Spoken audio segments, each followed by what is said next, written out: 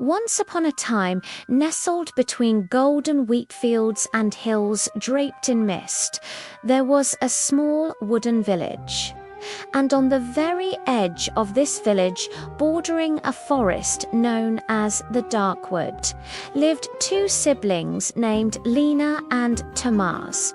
No one in the village ever spoke of the forest. Its trees were ancient and gnarled, their branches twisted together like skeletal fingers clawing at the sky. Even on the brightest days, the forest floor remained cloaked in deep, unnerving shadows, as if the woods themselves had swallowed the sun. A common warning echoed through the village streets. Never ever wander into the dark wood, because the forest listens. But Lena and Tomas were children filled with a restless curiosity. They would often stand at the forest's edge, their eyes wide with wonder, dreaming of the secrets hidden among those towering silent trees. One year, winter arrived with a sudden and cruel bite. A thick blanket of snow smothered the fields before the harvest was complete. Food grew scarce, and a quiet desperation settled over the village. Lena and Tomas's father, a hard-working woodcutter, toiled from dawn till dusk, but his efforts were not enough to fill their empty bellies.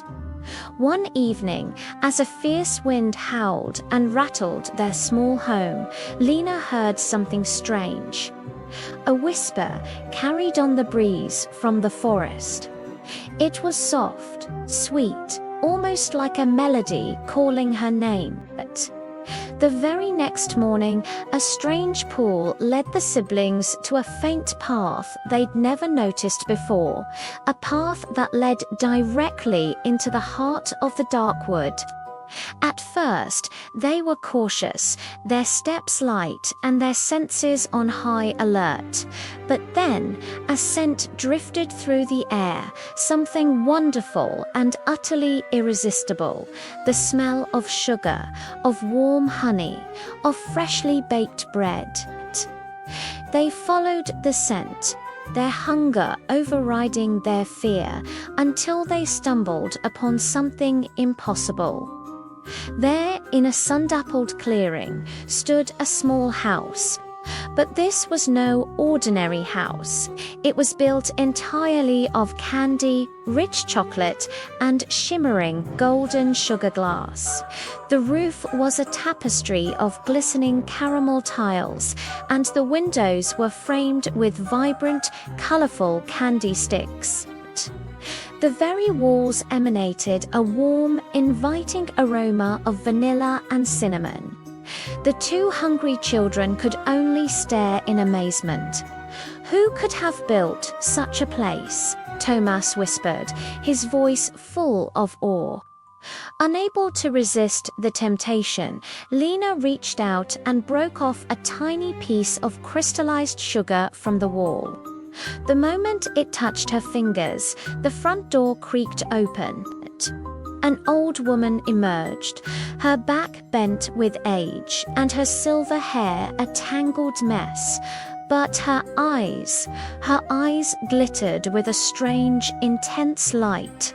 "My dear children," she cooed, her voice as sweet as the house itself. "You look so very hungry." She beckoned them inside with a gentle, reassuring smile. The interior of the house was even more magical. Tables overflowed with decadent cakes, bowls of ripe berries, and loaves of sweet, fluffy bread. For the first time in what felt like an eternity, Lena and Tomas ate until their stomachs were full and content.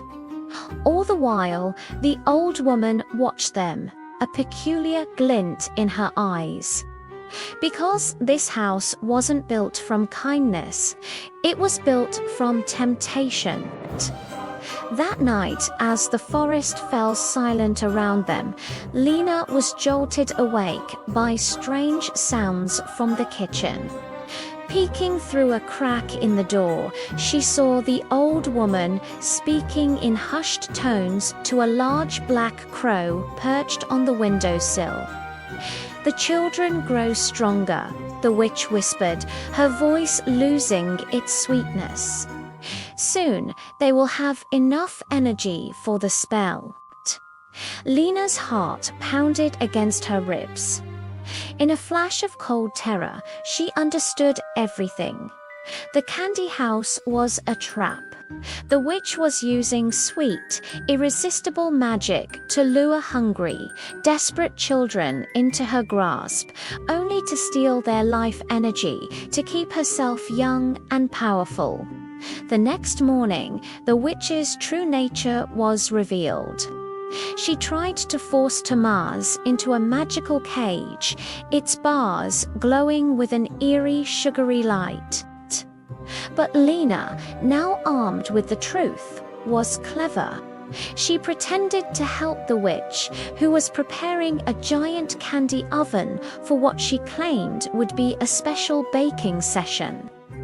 "Lean a little closer," Lena said, her voice deceptively sweet. "I can't quite see if the fire is hot enough from here." As the witch bent forward, peering into the roaring flames, Lena gave her a gentle but firm push. The witch stumbled, lost her balance, and tumbled headfirst into the oven.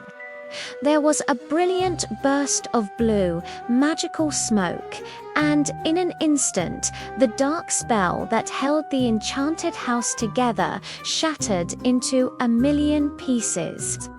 The candy walls melted away like snow in the spring sun. The forest itself seemed to exhale, growing brighter and more vibrant. The curse that had plagued the Darkwood for so long was finally broken. Without the witch's sinister magic, the forest transformed. Warm sunlight streamed through the newly untangled branches.